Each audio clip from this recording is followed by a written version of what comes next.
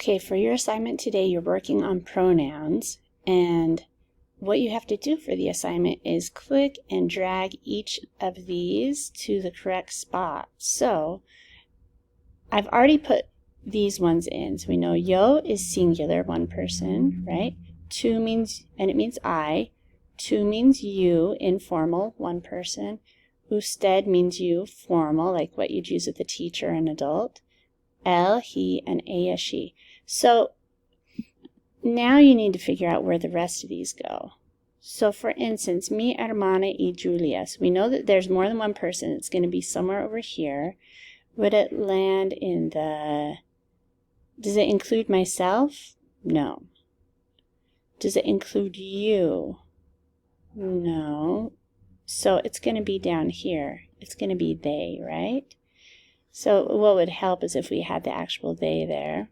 That would be like an AS, right? So you're figuring where each of these go. If you need more help, you can also look at Quizlet to see what some of these mean, like the ellos, the usted. But remember, if it's me with anybody else, it's going to be here. That would be like Roberto y yo. If it's usted, or if it's you with anybody else, it's going to be down here. Okay, just one person, Patricia, that's a she. We'll put that down here. So that's how you're going to do the assignment.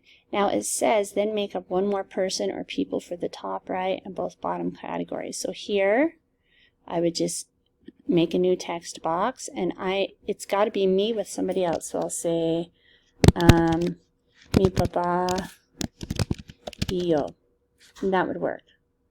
Okay, so you're going to make up also some for down here. So some that could count for a they.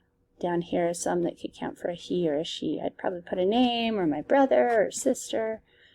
And you can work with a partner. You can ask your teacher. Buena suerte. Good luck.